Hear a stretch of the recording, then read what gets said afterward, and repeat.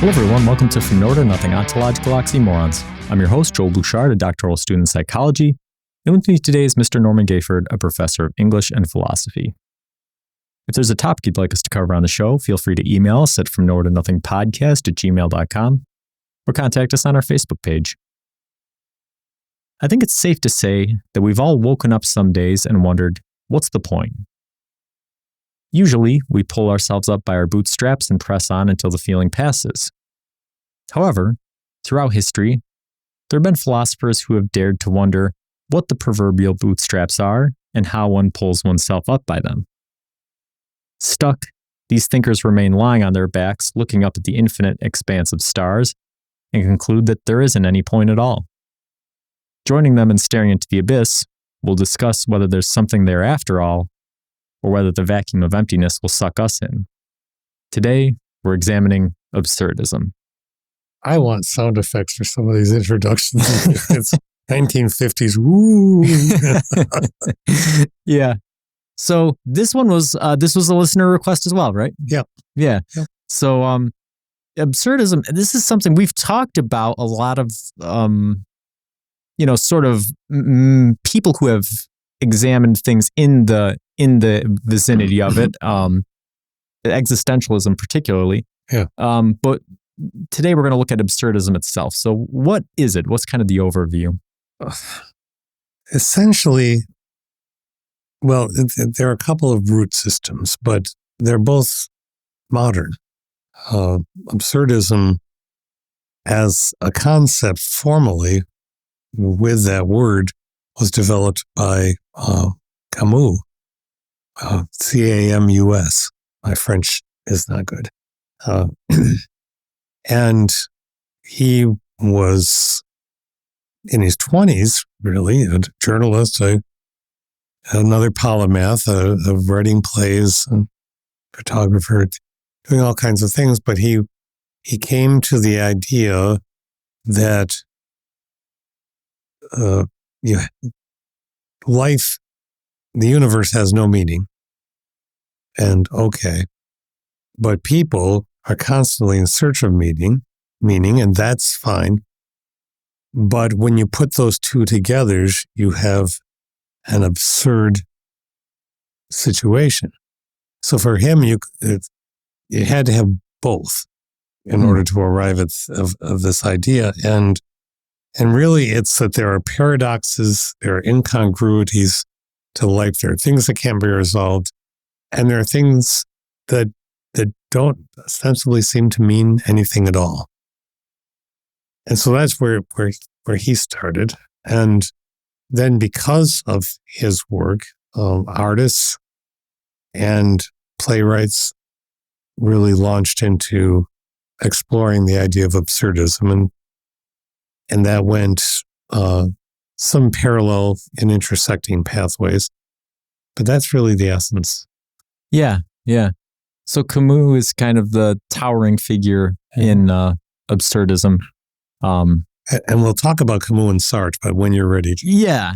And so, the formative questions I'll ask, right, are a little bit different from other episodes. Normally I'll say, take me through the history of absurdism, that sort of thing. But like you mentioned, it's really kind of modern. So I think that for this episode, instead, we'll sort of compare and contrast with some other philosophical concepts that we've looked at before. So what is the relationship between a nihilistic worldview and absurdism? Well, we talked about nihilism, and to be nihilist is to say that there's, and not just say, but to live as if there's no meaning at all. But nihilism has a darker or negative absenting of oneself kind of tone to it, which absurdism doesn't. Camus said that, among other things, that the fundamental question in absurdism is suicide. But he had a very thorough Catholic background, even though he rejected all of that, and a reader and thinker, and encountered Augustine's work and so on. but he arrived very, if not quickly, rather so, to the idea that suicide is not anything other than a giving up. Well, when you say, okay, but if life is meaningless, so why not give up? And you say, but suicide really isn't the answer. Then you move into the next level, which he essentially was called the suicide of not ignorance, but kidding yourself, so that you commit a suicide of mind when you adopt a comfortable ideology that promises you that there's a beginning, middle, and an end, and a purpose to all of this. Whether it's a religious ideology or any of another vast variety. And he said, nope, that's causing your mind to kill itself. And so what's left? And for him, what's left is what I just did. You laugh.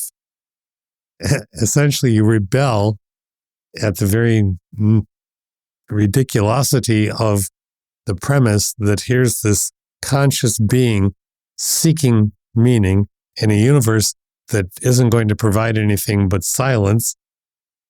And so what is one to do but to say, fine, I'm living anyway, and I'm laughing. And that doesn't mean making your own meaning the way Sartre might say. It just means living. Yeah. Yeah. And that's a really good overview of absurdism and sort of the steps that it walks through. And I think it also does a good job contrasting it with nihilism, because nihilism to me sort of has kind of an anarchist flavor to it in some ways, where it's kind of, there's no meaning, so let's do whatever you want. Let's burn the world down. Right? Whereas absurdism, that central sort of belief is true. There is no meaning, but what you do with it is different, right? Yes, and the Latin root of absurd, because there's still etymology involved. And absurd is a relatively new word. It's 15th, 16th century. But it means lack of harmony, discord, which is not anarchy. Yeah. Discordancy in music is not. Yeah, and I think music is a great example, right? Because I think if you were to sort of translate these concepts into a musical framework, right? There is plenty of music that's discordant or disharmonious, but still artistic and cohesive in a way. And then there's other things where you could just slap a bunch of different unrelated instruments, unrelated tonalities, unrelated things together, and you just have a wall of noise that doesn't really qualify as being music at all. Yeah. So absurd initially means out of tune. But that implies a relationship between instrumentality and music. And I think the relationship thing is vital. Whereas with nihilism, I know we're being very reductive about it, but we'll do anything you want because it doesn't matter anyway. That's not the same thing as examining a relationship with something that has no relationship back. Yeah. Yeah. So go up to a stone wall and poke at it. I think of that as an example of absurdism. Talk to the wall.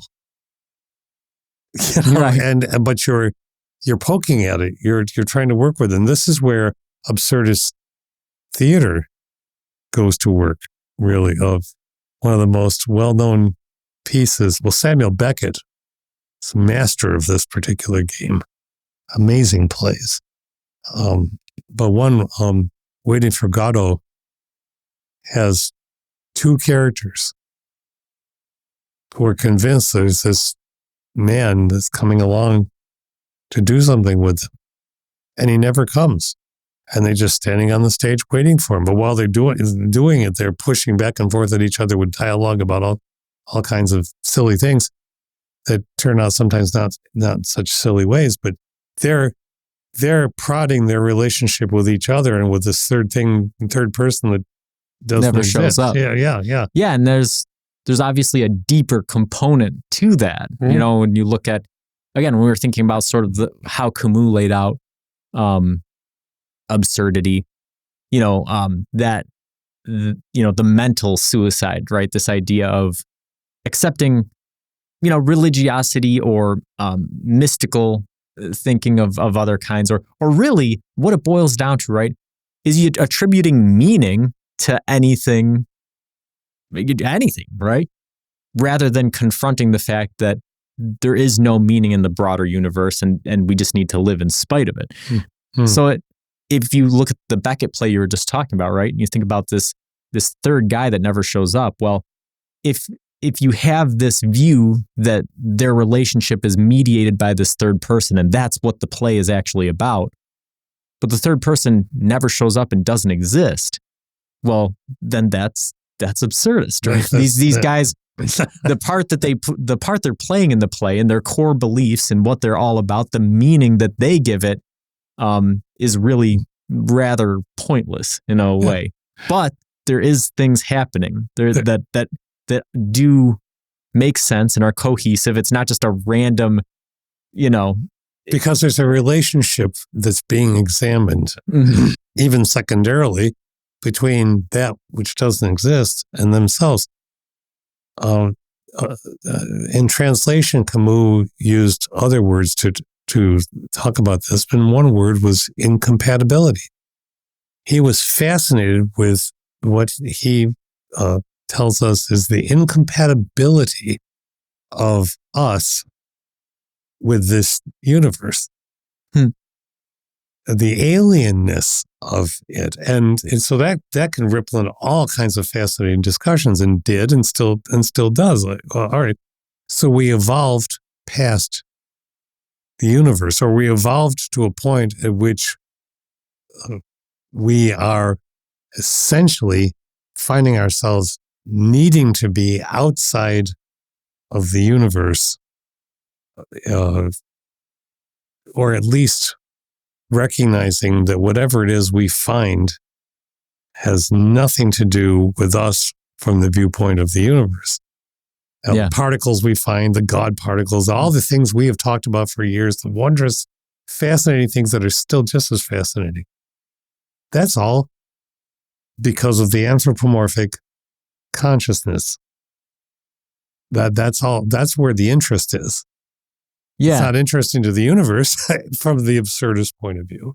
Right. Yeah. And you and I were talking about before the show, one of the courses that I'm currently taking is on human prehistory and looking at the behaviors of prehistoric hominids and trying to determine when consciousness and cognitive abilities emerged, and what the purpose for them was.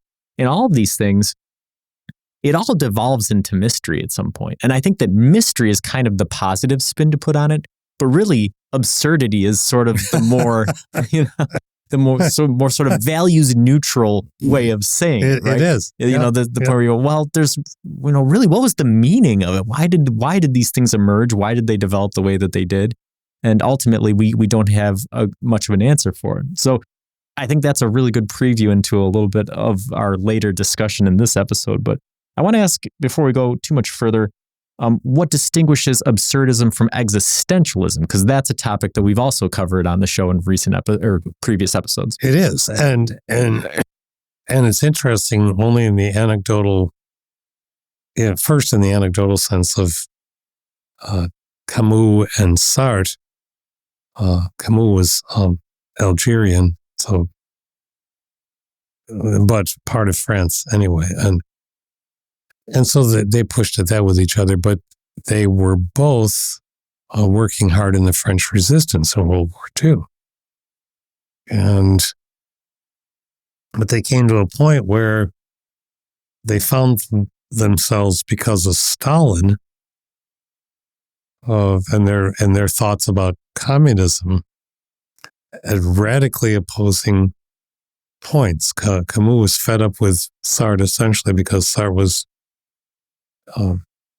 trying to defend communism without, as from Camus' viewpoint, I think, dealing with the monster that Stalin had become.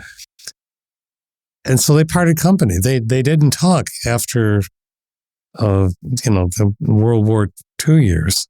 And Camus was only in his last year of his 40s when he died in this ridiculous sports car accident. And so these were young guys, but they parted company on this. But yet Sartre was asked to and wrote a very a lovely eulogy about Camus after that death in 1960. So even though they weren't talking to each other, there was still a relationship. And that becomes kind of absurd too, because how do you have a relationship with someone with whom you never talk? I think that's one of the things that absurdism brings to me to think about. If I'm going on too much, we'll follow another question. No, I think this is good. Yeah. Because you and I, again, this big pre-show, we're talking something about this, and I won't go on at length about it, but imagine when you're looking for information about an ancestor, a grandparent, or anybody within a couple of generations. Not to pursue genealogy to try to figure out where everybody was back to the beginning. It was just fascinating and totally legitimate. But to try to fill in a story that you've heard for a long time, but you really begin to wonder about how messy the story was or how incomplete. Well, it's absurd to think you're going to find the complete story because that's just not compatible with logic. You can find lots of facts, but you still don't know what was going on in the minds of the players. My grandmother, a thing I was pursuing with her as an example. So we think we're searching for meaning. I was searching for the more contextualized meaning, or just let's start with context. But even in so doing, I'm thinking, maybe that's why my grandmother seemed to be the way that she was. But there I go trying to make meaning out of some data points that I'm locating, because we can't stop ourselves. Right. Yeah. And I think that all of what you just said is a great illustration of how philosophy is not some abstract, thing out there, right? Yeah, it's always influenced by things that are happening in people's lives.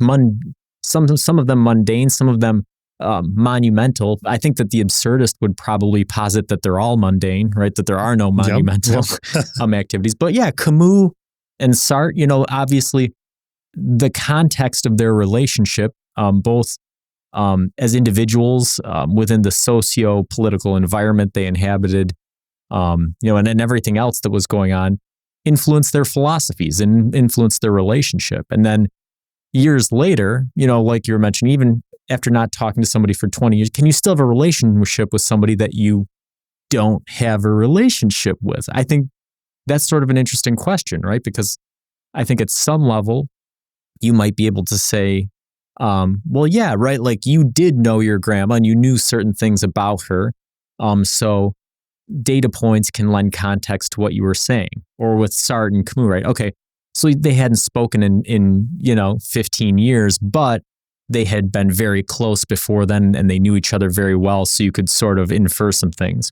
Yeah. Then there's the other part of it, right? Where you go, well, but maybe not. Because if you're not communicating with somebody, then the things that you know about them stem from a static point in time, and the individuals continue to change throughout that period of time. And any sort of inferences that you are making are based off of not only your viewpoint and not the actual reality of that person, but also based off of prior information, right? Mm-hmm. And so I've seen it play out both ways in my life, right? Where sometimes you meet somebody after a long period of time and, all of those things that you had thought had transpired and the way things were true. And I've had it go the opposite way, where after a very long period of time, I go, hey, okay, well, this relationship didn't necessarily end on good terms. And now all of this time has passed and we haven't talked to each other. And so I'm assuming that this person probably harbors some ill will towards me, but I don't really like that to hang in the air. So I'm going to reach out to them after 15 years and just sort of extend an olive branch. And you realize that, then all of a sudden it becomes evident that the other person never perceived any sort of conflict at all. Yeah. Right. And so, it's a little bit of a tangent, but I think that from a broader philosophical perspective, I think it is a good thing to sort of reflect on that our thoughts and philosophical machinations stem from contextual viewpoints and psychological subjectivity, and the accuracy of those viewpoints can determine how accurate our perceptions of those things are. There's an impetus. Yeah. There's the prima mobile of the consciousness sets something in motion, and we philosophize, or we do something. We're doing at the same time we're thinking about, on some level, why am I engaging in this? Camus might say, what's the value in it, or something like that. But to cause us to think about that, but you were also asking about surrealism. And there's this thing that we talked about last week briefly post show, because we're just always talking, and it had to do with. I'll be vague because I can't recall the terms from an article a week or two ago. I believe Chinese or Chinese American company, person within the company, a technical designer or an engineer or a software writer, missed his mother and wondered if he could create an avatar that was believable enough that would be able to find his mother's, something of his mother's voice that he could have on his desk to talk to her. And the company has determined that it probably would take 10 years of a whole lot of data input in order to really get an accurate possibility. But putting that aside, they got one going enough that he can talk to his mother. He's not talking to his mother, and yet he is. In his mind, his heart, his spirit, whatever, he's got a relationship still with this person who died. And I think most of us can relate to that somehow. We converse imaginatively in our minds, or perhaps we converse and have moments and they're inexplicable and spiritually or philosophically.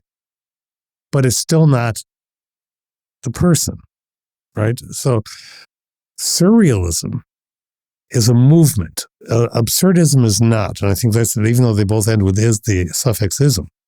Surrealism tries to present human experience in a kind of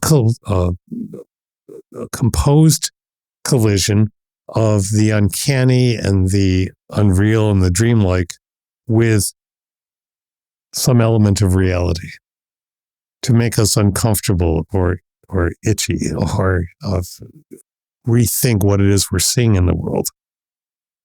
And absurdism, as we've just said, sets up this relationship with that which no longer exists. And I think perhaps in some way this provides us a discursive model, this creating of this avatar, which at one and the same time is not the being that, and doesn't even, it might stand for that being, but it's not the being talking.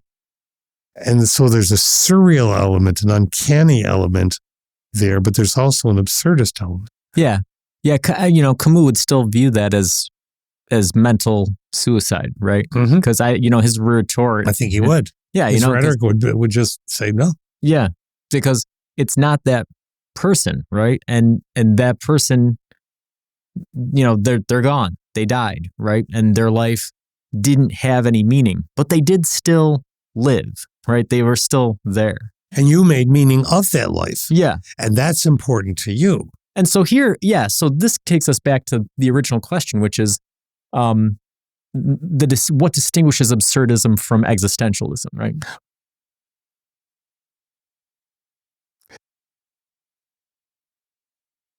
I think the element that I would foreground is that existentialism asserts that our way of dealing with the meaningless universe is for us to make meaning. If it's not a formal rule, it is certainly an assertion of some kind of conscious or subconscious element of within us. Don't just lie down and die, make meaning.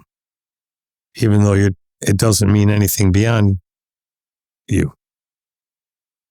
Absurdism says laugh and live, but don't expect there to be any meaning. Yeah. There's the moment you started. Well, you were talking about meditation and those of us who in whatever ways we do engage in meditation, we encounter a thought or a range of thoughts trying to intrude on us, and we try to find our balance by putting those thoughts in their place and considering, but not being led down a path. And as soon as we start following a thought path, we're away from the meditation and into fabrication, fabulation, fictionalizing, what if. Mm-hmm. And that can be distracting to the meditation. And I think there's some, however, not a tangential way, there's some illustration there of the difference between existentialism and absurdism. Yeah, I think that you've hit it exactly, right? I think from Camus' point of view and from absurdism's point of view, existentialism, again, is falling prey to mental suicide, right? If we look at Kierkegaard, right, who subscribes to sort of religious belief to pull himself out of existentialism, mm-hmm. or you refer to Sartre or, Baudelaire or whoever it's about recognizing that there isn't an overarching meaning, but finding meaning in your own personal life. Absurdism does not subscribe to that, right? And so I think the meditation is, but again, so when we think these two questions that I've asked right off the bat are very meaty, right? Yeah, they are. What does nihilism have to do with it? And what does existentialism have to do with it? And what distinguishes them, right? And so existentialism, right, falls prey to the mental suicide part. You're relying on comforting personal illusions and of meaning in order to kind of get past the fact that there isn't any meaning out there. And nihilism just overshoots it, right? We're jumping the shark into, if there's no meaning, then we're off the chain for anything, right?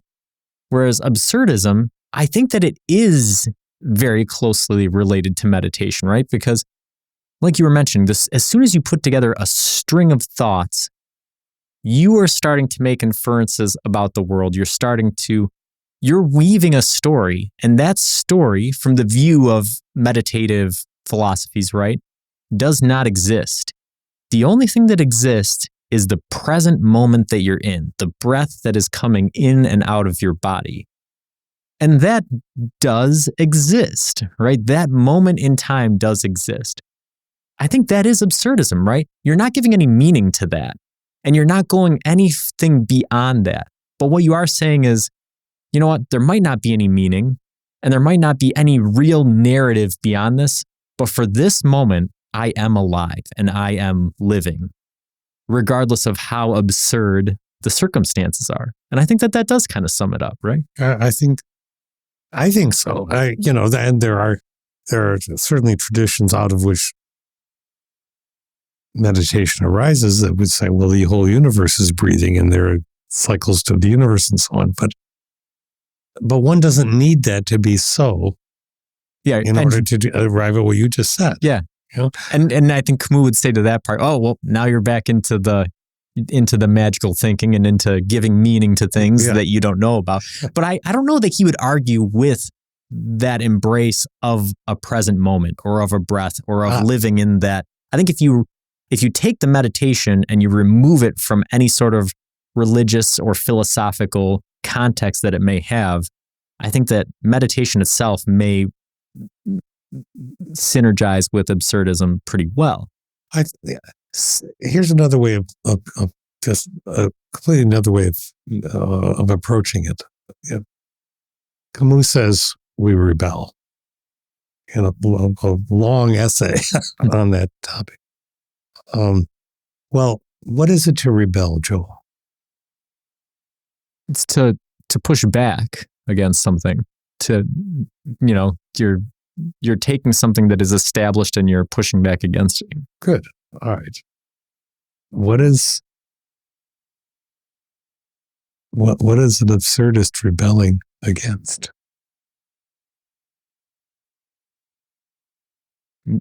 I guess I'm not looking for one answer. Yeah. I guess ultimately it's that there's a meaning to the universe, or the meaning at all. I guess meaning would be what you're rebelling against in some way. Yeah. Because meaning is an illusion. Right. It's interesting because, if you think about, we've been talking about breath, even the structure of the lungs, right? This sort of vacuum pressure that it operates on, is sort of it's sort of rebelling against the outside atmosphere in some ways. It operates in an opposite sort of way. So yeah. So this whole sort of metaphor is a really interesting way of looking at it. I've got another hard question that will lead us in a different direction. So given the context of what we've discussed now, can a system of morality be posited in an absurdist setting? So, and I think this is important when, again, we're thinking about the relationship between absurdism and nihilism, right? We've talked about nihilism as being this sort of, anarchist, burn it down type of thing. And absurdism is not that. But without meaning, personal or otherwise, can a system of morality be posited? Yeah, that's an excellent question. Well, let's examine what Camus essentially says we can do, but pushes that we ought not. Because if there's an ought not, there's an implied morality or a germ of it. Yeah. Right? Yep. So if we ought not kill ourselves, then one says, why? And I think in reading him over the years, one answer to the why is because then you're giving up. One asks, why should I not give up? And if he's saying because you must rebel, then, and you say, okay, I'm rebelling against killing myself. I'm not going to do that. And I'm not taking that topic lightly, by the way, or at all. Mm-hmm. Well, then I'll live, but I've got to have something to help me live. So I'm drawn to Christianity, or I'm drawn to Islam, or I'm drawn to Buddhism, or I need an ideology to guide me. Nope, that's wrong. Well, there's another.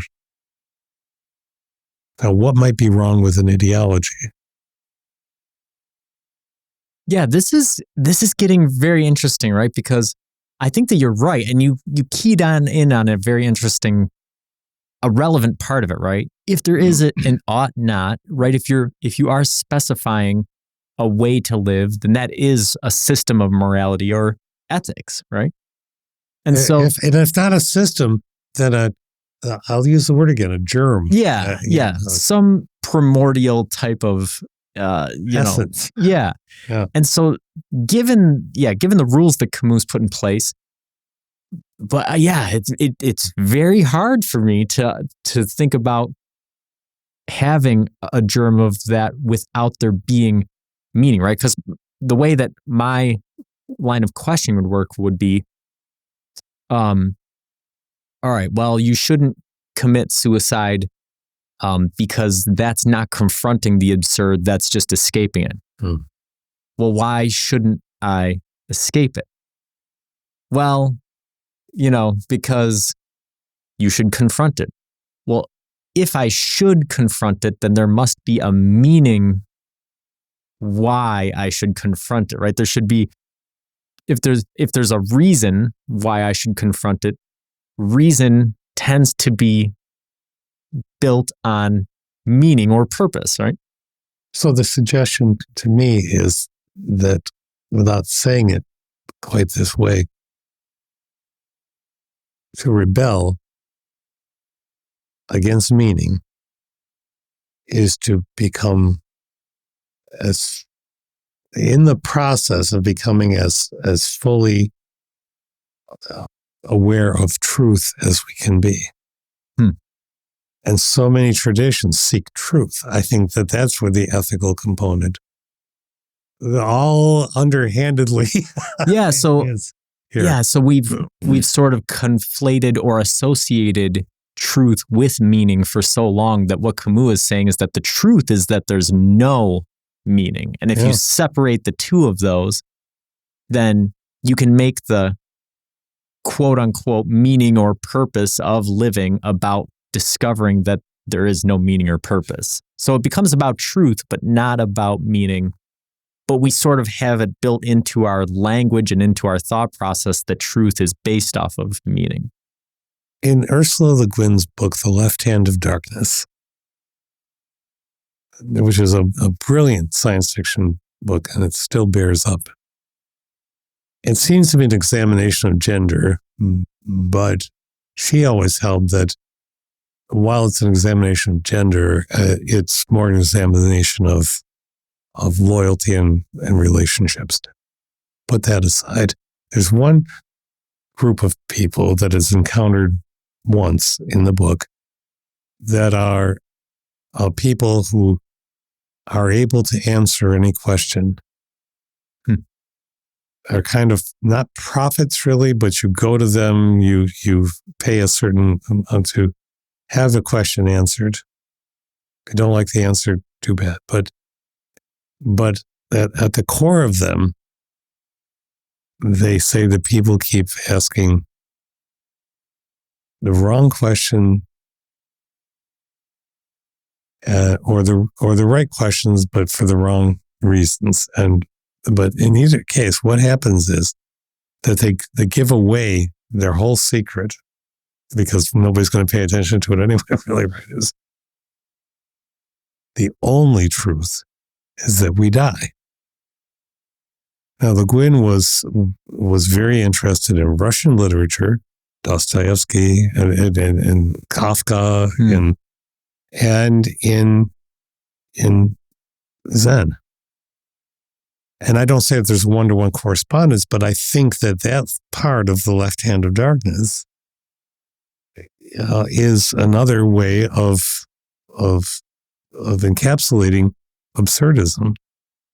Yeah, I think that it goes back, and I think that we can bring art back into the discussion a little bit here without it detracting from what we're talking about. We've done episodes on Godzilla, right? And what we've discovered during that discussion was that, what Godzilla's become versus what it was initially, which was sort of this Lovecraftian monster that just didn't care. It just didn't care the humans were there, and it came and it destroyed everything, right? And again, Lovecraft, another good example, right? You have these monsters that in space that as humans we perceive as being evil or disgusting or whatever, But the monsters are really what it boils down to is they just don't care, right? They don't care. This is called mechanistic materialism. That's what Lovecraft called it. The universe, no, they don't. They don't. If they stomp you, it doesn't matter. They're not after you.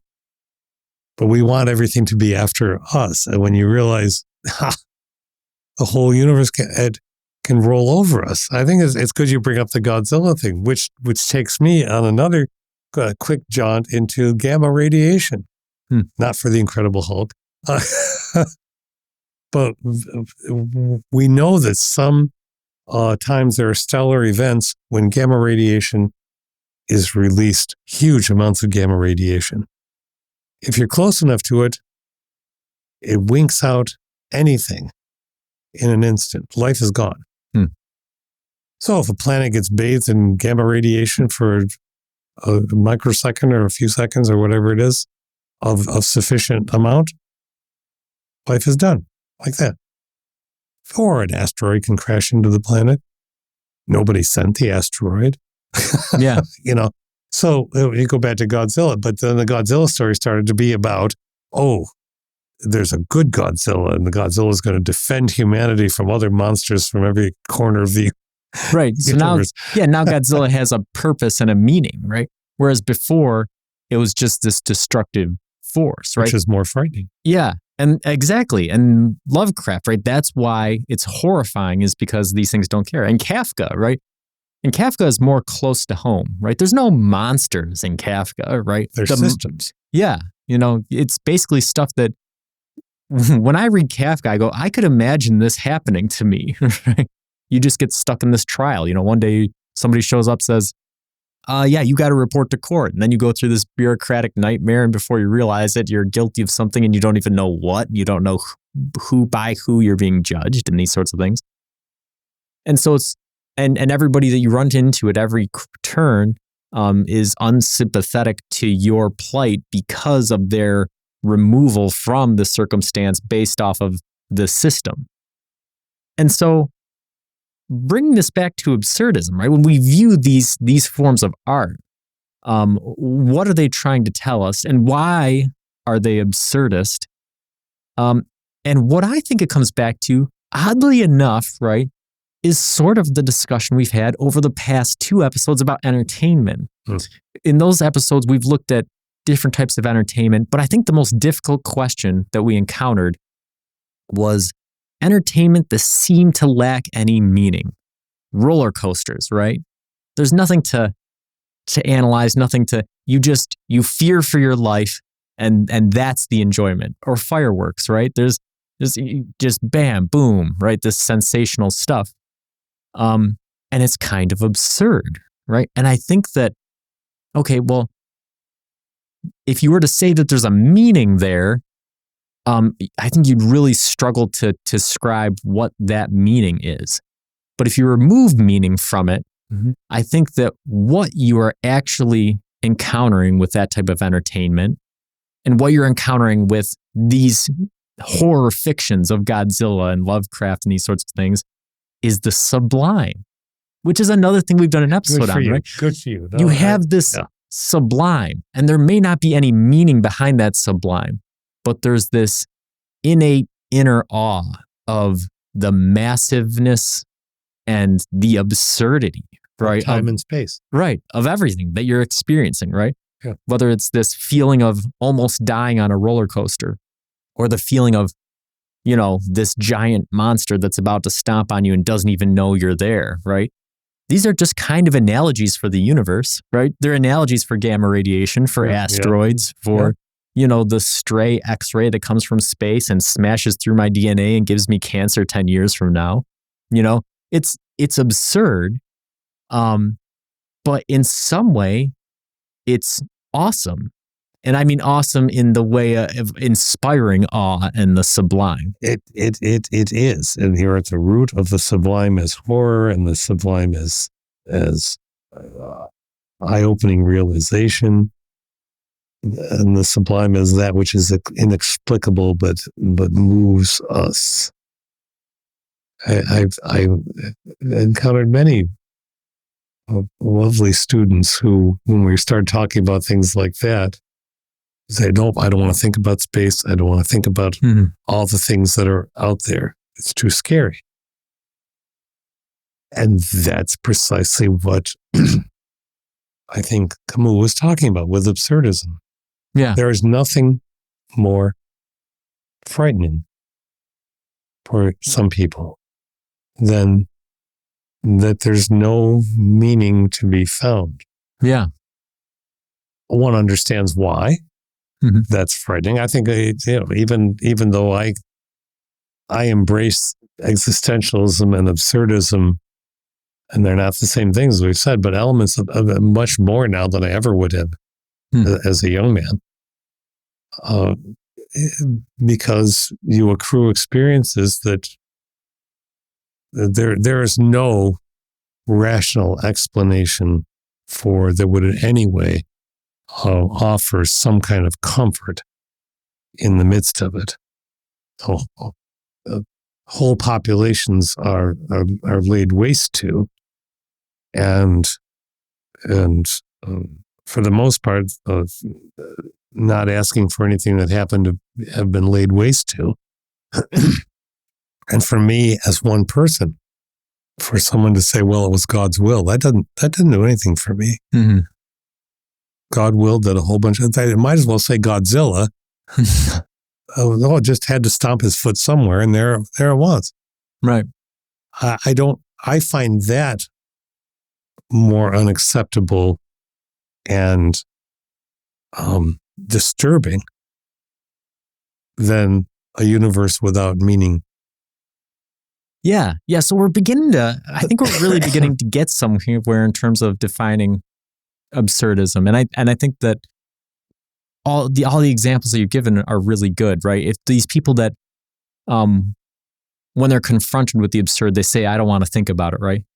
And these are the conversations you and I have every week, right? Hey, what happens after you die? What happened before the universe, right? Hey, is there any meaning to life, right? If somebody says, "I don't want to think about that," right? Then you're choosing not to confront the absurd. Right? And we all have our moments when we choose. Oh, yeah, absolutely. Absolutely. Right. So no judgment about. Right. But it's sort of an inauthentic life is what Camus would think. If that's your pattern behavior, it's an inauthentic kind of existence. And then, of course, there's the people that say, "Okay, well, I can't just ignore this stuff forever. So I have to come up with some reason for why it's happening. I need to give some meaning to why when you're dead, your body just rots into the ground, or why we don't have any idea or way of knowing what happened before the universe happened." And so I'm going to create this story, about, how some being or something happened, and there's a reason for all these things. And of course, again, Camus would say, "Well, that's mental suicide, right? You're giving up on the mental level." And I think that we can even go back further when we were contrasting absurdism with nihilism, right? And say, I think that the component that would separate most absurdism from nihilism is that the nihilists never experienced that sublime, that awe that is inspired by these great events in the universe. They say that there's no meaning, and then they just stop there, and they don't see kind of the huge, titanic forces that exactly. give you those you've hit on it. Just because there's, let's posit, let's go with Camus for a bit. You don't have to stay there, obviously, but if you're with us still, you're going there. That there's no meaning. That doesn't mean there's nothing there. And